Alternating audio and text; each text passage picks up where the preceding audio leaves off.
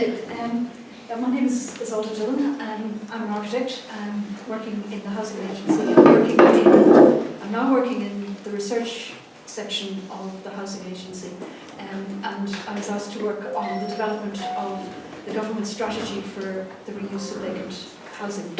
And I thought I'd start just very briefly tell you a little bit about myself, because it's unusual for an architect to be working in this area. Until about 6 months ago, I was working as an architect, and then an opportunity came up to work on research, and in particular to take on and take a lead with this project. What I really wanted to say to you that I was surprised at how easy it is for an architect to switch into this area of work.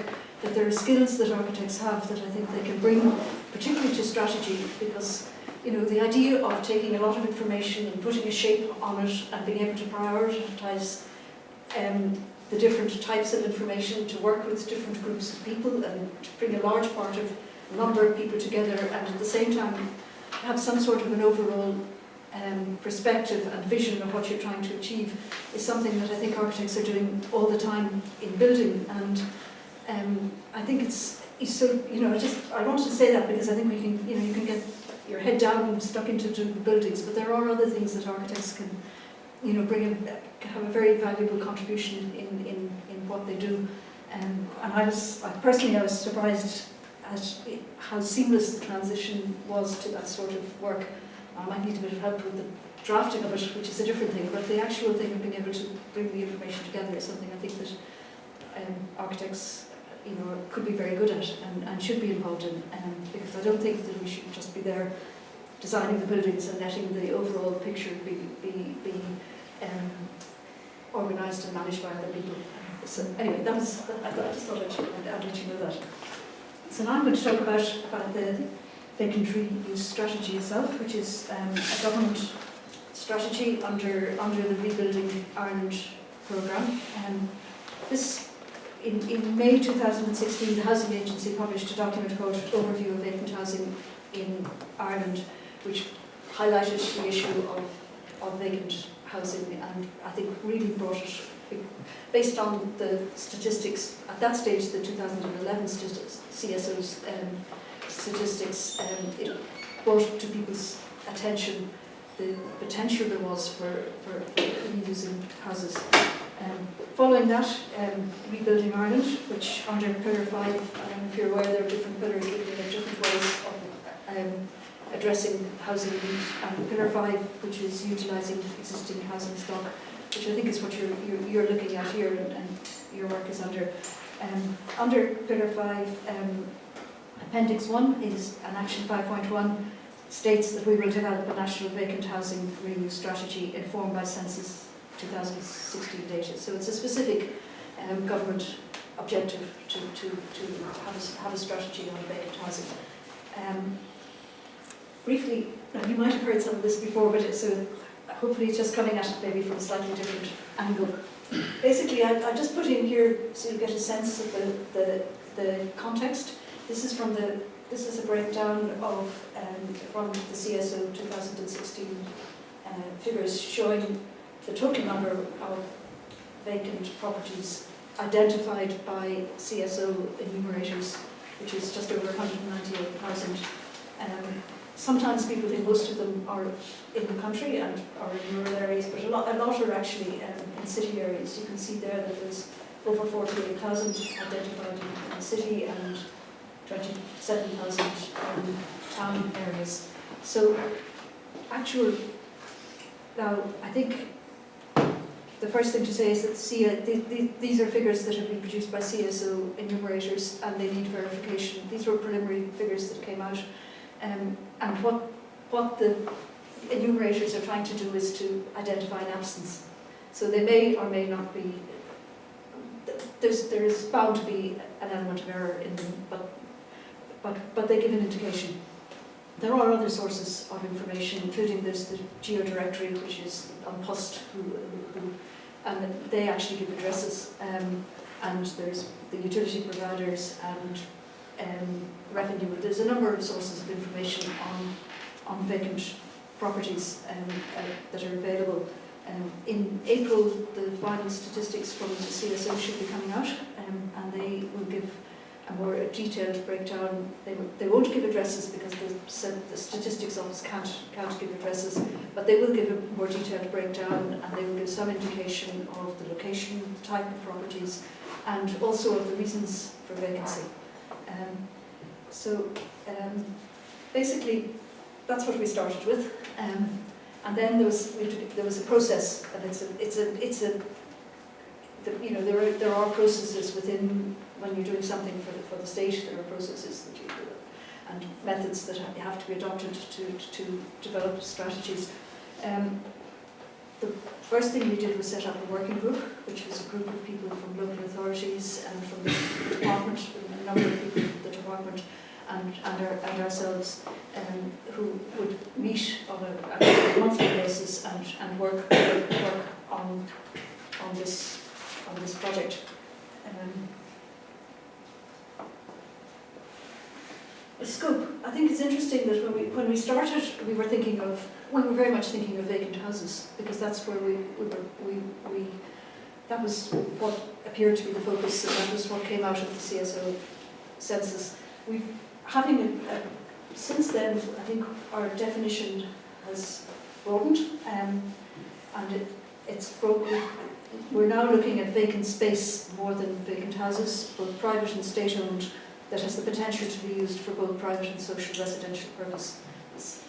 Because a lot of work is going to go into identifying properties, into deciding what you're going to do with them, and obviously the same methodology would apply to looking at vacant space as it will to looking at actual individual houses or apartments. The next thing was simply to look at, we're looking at houses, we're looking at apartment blocks with individual units with blocks, we're looking at vacant space over shops, which is a big area, derelict buildings that have the potential to be used for residential purposes. I've just put in here reasons for vacancy. We don't really know an awful lot about vacant buildings at the moment, and I think that's the biggest issue. We don't know the length of time they're vacant, and we don't really know, we have no real breakdown of why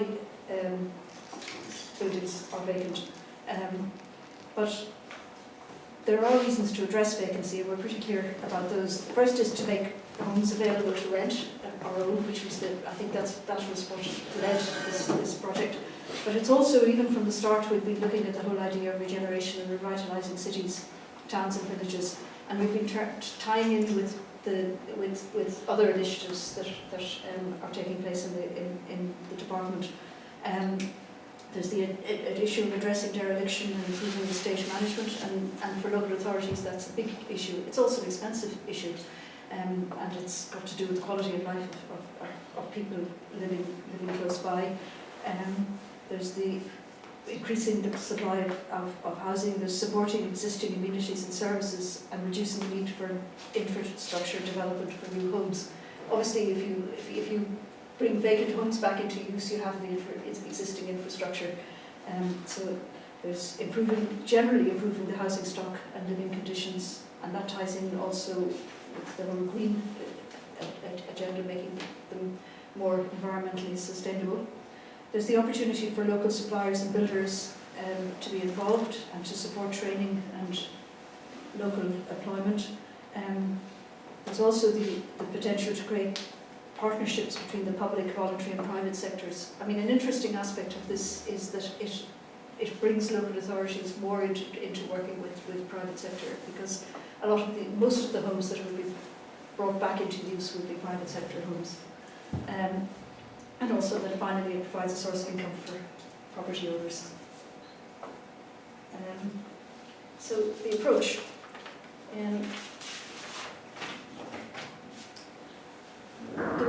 We've identified three main strands. The first is to identify vacant homes and spaces, and there's a large body of work that needs to go into that. At the moment, as I said, we don't know how long properties have been vacant for.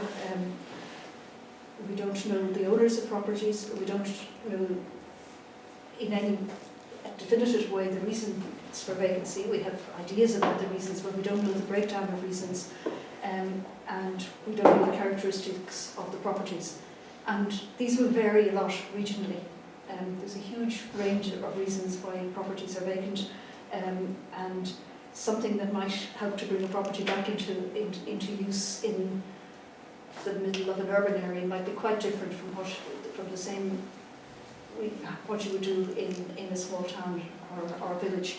And likewise, if you were dealing with a bank, you might approach who owns vacant properties. Your approach is likely to be different to that of an owner who has a distressed mortgage.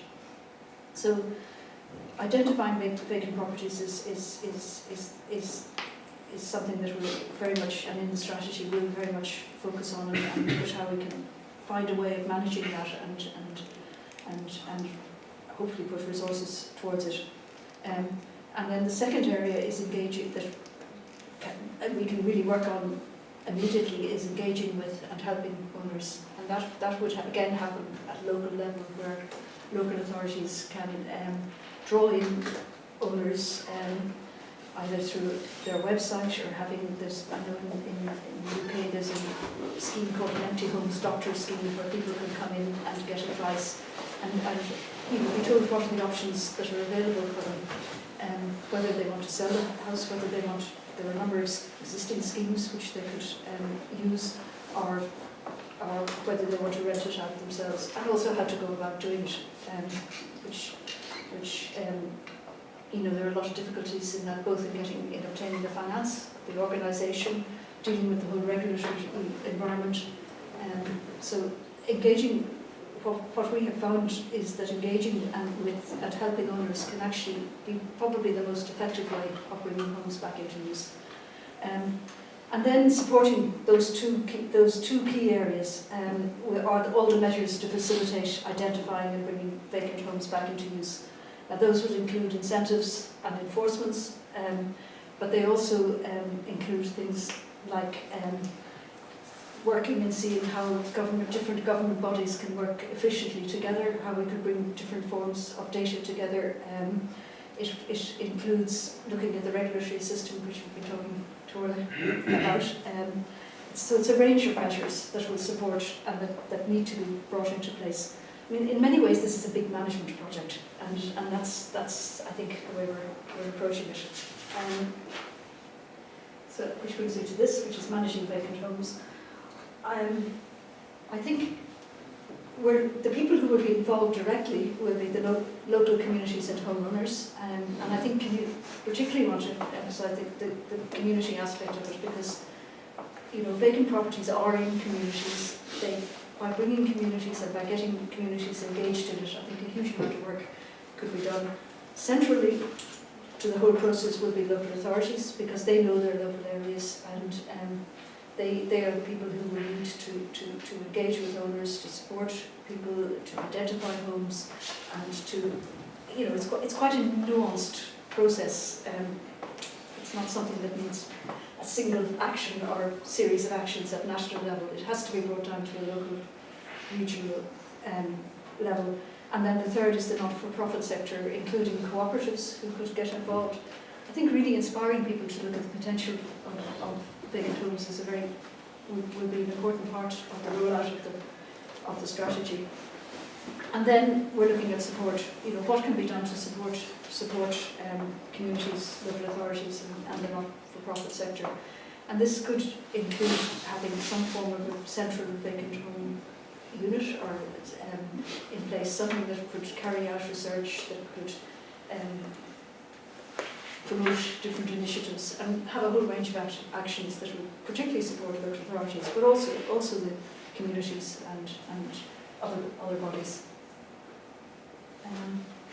So briefly, I'm probably going to speak too slowly on this, but identifying vacant homes, then obviously there's actually having a definition of vacancy is the first thing, and a common definition of vacancy, because I think at the moment different bodies have different definitions of vacancy. What the Central Statistics Office define as vacancy is quite different from what the geodirectory defined as vacancy, and might be different from other definitions. So establishing a common definition of vacancy so that all data can relate back to that common definition is the first thing.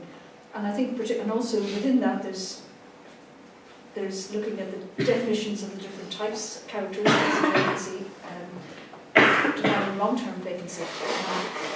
Is 6 months a long-term vacancy or 12 months? Probably 12 months is more realistic given the length of time it can take to sell properties. And I suppose what we're really looking at then is those 12-month plus vacant properties.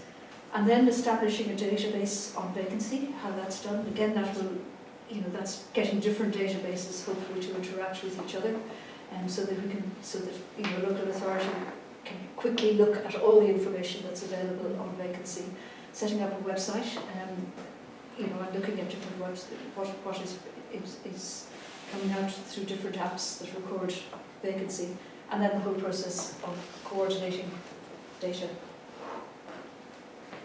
I just thought I'd give you a list of some of the existing measures that have been, some of which have been brought in recently, that can be used or are being used by local authorities or being rolled out. First is a repair to lease scheme, which is a scheme where if an owner of a property can go to lease their property to the local authority, and they can obtain the finance to do the property up on the basis that the property is leased for 10 years to that local authority, up to a maximum of €40,000. The second is compulsory purchase orders, which have been used successfully, particularly at Louth have brought a number of properties back into use through compulsory purchase orders. They're particularly useful where there's dereliction or antisocial behaviour. The Buy and Renew initiative, which is which has just been launched, which allows local authorities to buy properties and vacant properties and do them up. There's an urban renewal initiative, which is the department are developing for looking at towns and villages and doing those up. There's the Rural Action Plan, which has some planning amendments. There's a Living City initiative, and there's the acquisition of vacant homes by the housing agency. So there's a number of existing initiatives that need work to be implemented nationally. So that's basically an overview of where the housing agency and the strategy for vacant homes is. I thought that was a good picture in Westport. I just got off the website showing, and actually it's unusual almost to see that where upper floors are obviously being actively used, and in a vibrant town, and it would just be really good if we could get all towns into that condition. So anyway, that's.